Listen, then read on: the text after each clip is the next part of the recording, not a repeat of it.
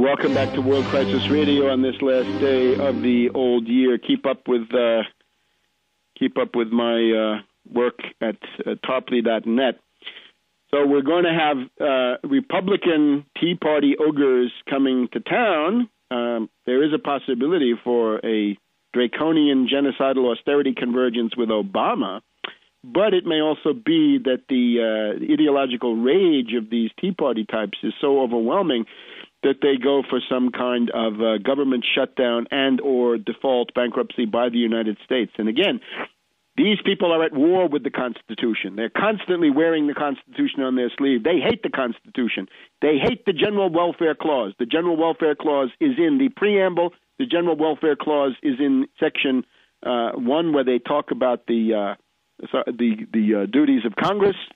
The General Welfare Clause is in there not once but twice, and they hate it.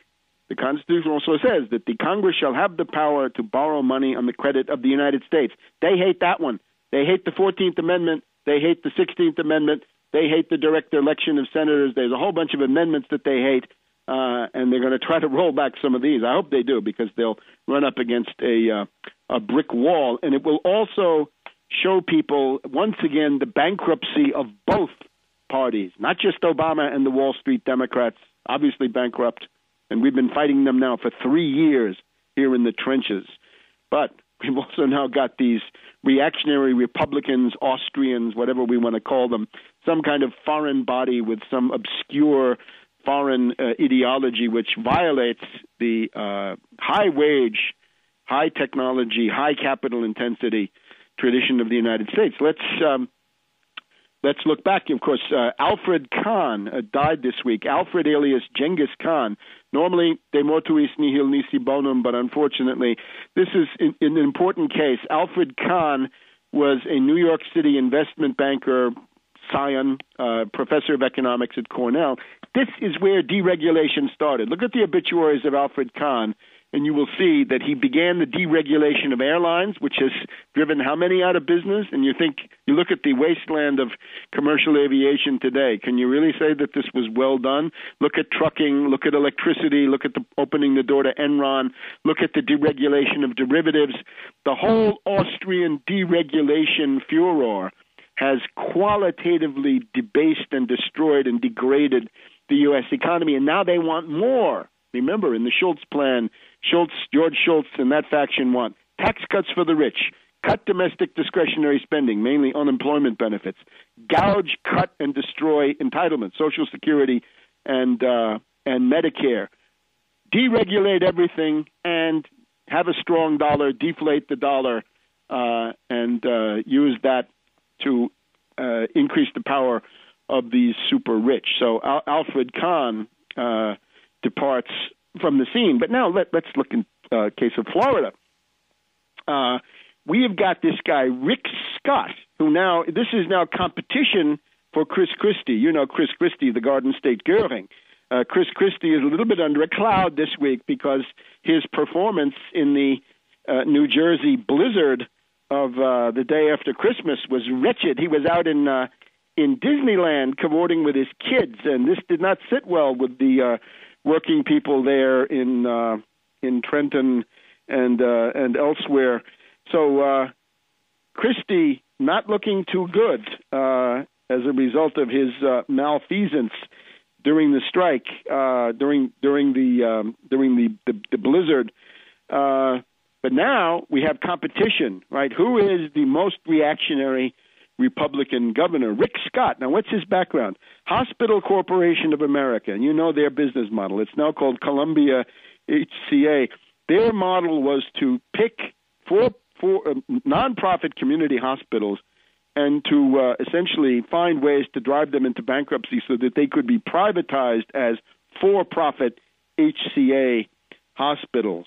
And those are the methods that Scott wants to bring to Florida. And we have an interesting op-ed here, today's Wall Street Journal, Friday, December 31st, by Steve Moore. You see him on TV all the time. He's a friend of Kudlow and any number of others. So he's on here, Rick Scott, saying, I'm going to run this state like a business. What does that mean? Well, he wants to phase out the state corporation income tax. slash property taxes.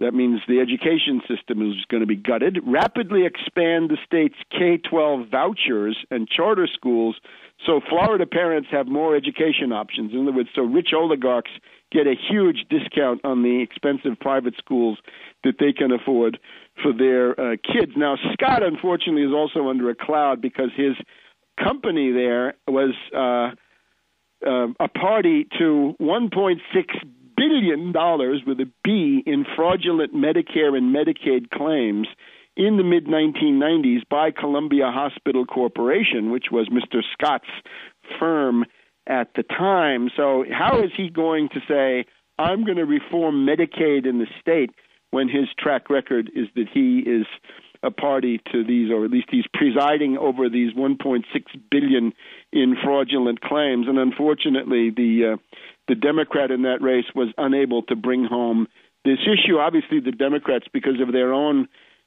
subservience to the oligarchical financiers, they can't fight this stuff.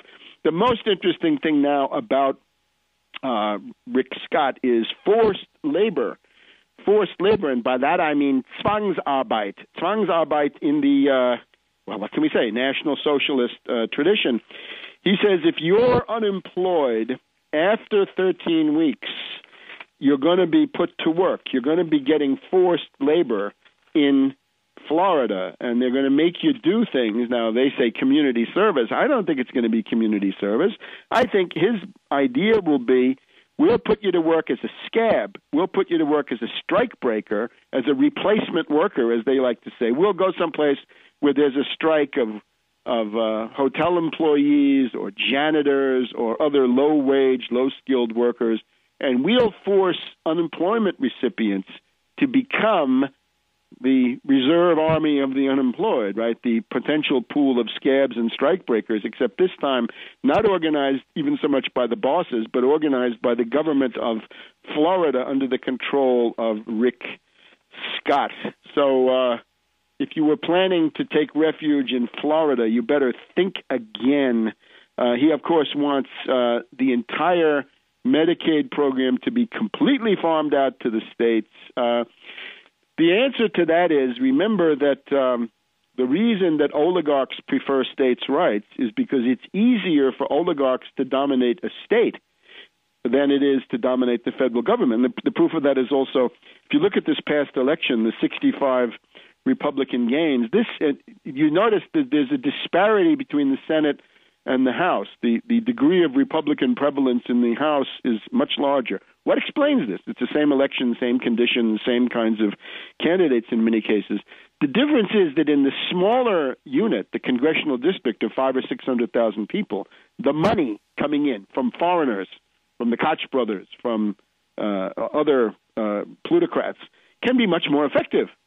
That's where the money can buy an election. It's harder to do that in a state because there are other competing interests. There are some unions, there are some other things that may not be present in a narrowly defined congressional district in the suburbs. But in a state, it's likely to be more of a cross-section of the population. So, again, the smaller the unit, the more oligarchical dominance you're going to have. That's feudalism. That's what neo-feudalism is all about. So we're left now at the end of the year. Obama's a Wall Street puppet. He's a warmonger. He's a union buster. He's a totalitarian. He has this Napolitano running around. He's going to impose the carbon dictatorship with the EPA, or he's going to try. He can't fight the Republicans. He's going to capitulate on these points. He's already said he wants to start cutting the budget in 2011. Well, what have we found in Europe? The Europeans have found what Brüning taught us already between 1930 and 1932. The more you cut a budget in a depression, the bigger the deficit will be in the out years, that is to say, in successive budget years. So it's time to get together and have a candidate to challenge Obama in those primaries, because that entire phenomenon begins next week, next month. January 2011, the presidential candidates get going, and we hope it's not going to be Haley Barbour and not going to be other reactionaries, odious types that we see running around. So we've got to wish all of our listeners a very happy, healthy, prosperous New Year. The best to all of you. And remember, stay tuned to Tarpley.net. And if you've still got some holiday shopping, buy some of those books that are offered there. And there will be some more coming in 2011. So we'll see you next year.